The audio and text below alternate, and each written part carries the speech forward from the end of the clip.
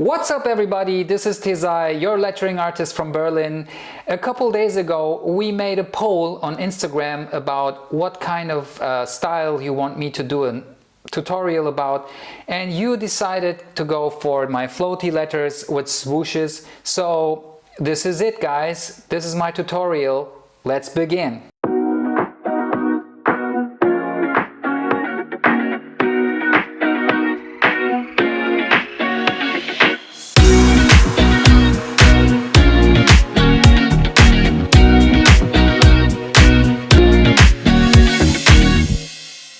So what I did is I pretty much broke it down into a couple steps how I achieved that style, and we're going to start by loosening up. I don't mean like loosen up with like wiggling around and stuff. What you're gonna do is just take a piece of paper.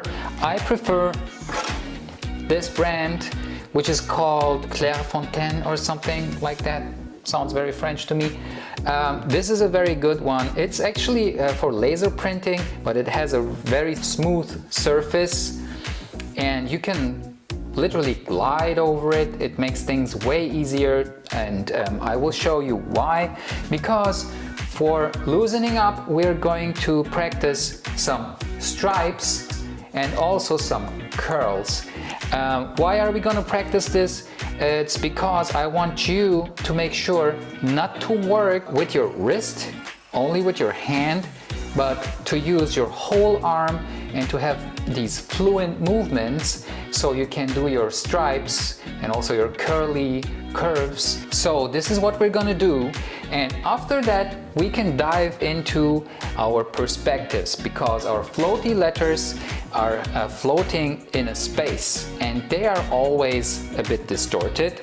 We have the stripes, they will help us to build our boxes. So stripes get into boxes, boxes get into cubes, and we are going to project our letters into those cubes.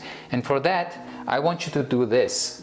You know, you have like your stripes, you can do them like a bit differently, and two shall cross each other, and then you can do this. You add some depth to it, and so you're doing nothing but connecting the dots. And you see, you just made yourself a nice, neat box to put your letter in.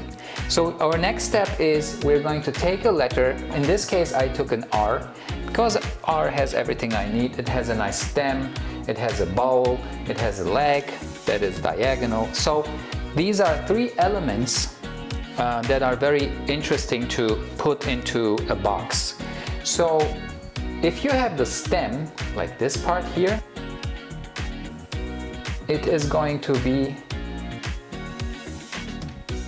in this area. So the next step is we're going to put a round shape like the bowl of the R into this box we just created. So I want to show you how I would put a round shape into such a box. I will take the O as an example because it's the roundest letter, and let's start with such a box. See? Add some depth to it, connect the ends. So you see that it's very distorted actually. So this is why I am going to apply some lines that will help me to position the O. And there's always a connection between the parts of the letter that are facing each other from the other corner. So let's say the O I'm going to build will have this long curve here, and it will be pretty much the same, this long curve here. This part will be more like this, and also this part will be more like this. So actually this is shorter, but they are pretty much the same. The O also needs its belly button, so let's give it one. There we go. And then we can apply some depth to it, right? And then you can just cross hatch it a bit and put some shadows in it, whatever. In the end, it should be looking something like this. So this is how we apply round shapes into these boxes. Meaning, when I have the bowl of the R, I would just imagine that there is those lines I drew here, and I would just go on, do the same trick I did here. Don't forget the belly button. And then comes the leg, which is a diagonal element. And this is also very interesting because diagonals get distorted in such perspective, so it's going to be bigger. The next step is pretty self-explanatory. We just have these lines here that are like an orientation. So if this line goes down here, it means my R will have its lines also going there. But this line is a bit different. So this line will be more like this, you see? And in the end, actually this should also go a bit in this direction. All right, this is what I mean. So what we do is we project our letter into this three-dimensional cube we defined. So it's not just applying a 3D effect to a letter, it's more like modeling a letter in a three-dimensional space.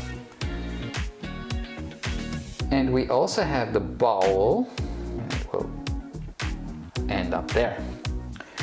So you see, the next step would be just to take away all the lines and subtract everything from our sketch we don't need, and our R will appear as a result. And of course there are still lines in the R, so please don't hesitate. Take your eraser and just make sure that the lines are gone and your R looks three-dimensional. So that's the beauty about it, because your brain will tell you when it's right.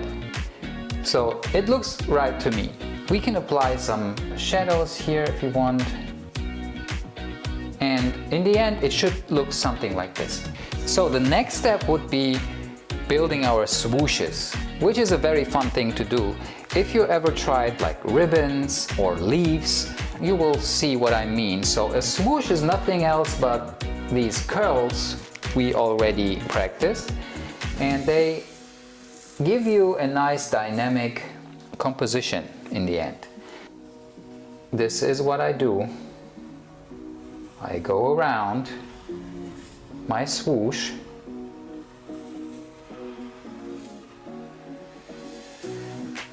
You see already that it has a ribbon effect.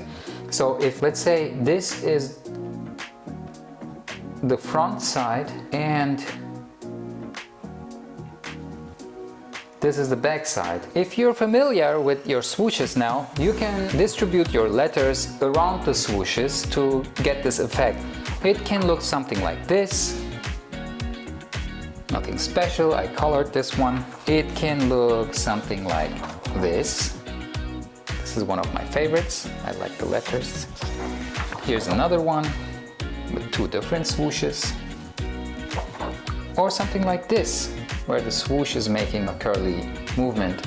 Okay guys, this is it. Thanks for watching my video. I hope you liked it. If you have any questions, just let me know in the comments and I will get back to you. And don't forget to subscribe to my channel, because this will help me to thrive as a lettering artist. See you in the next one. Bye-bye.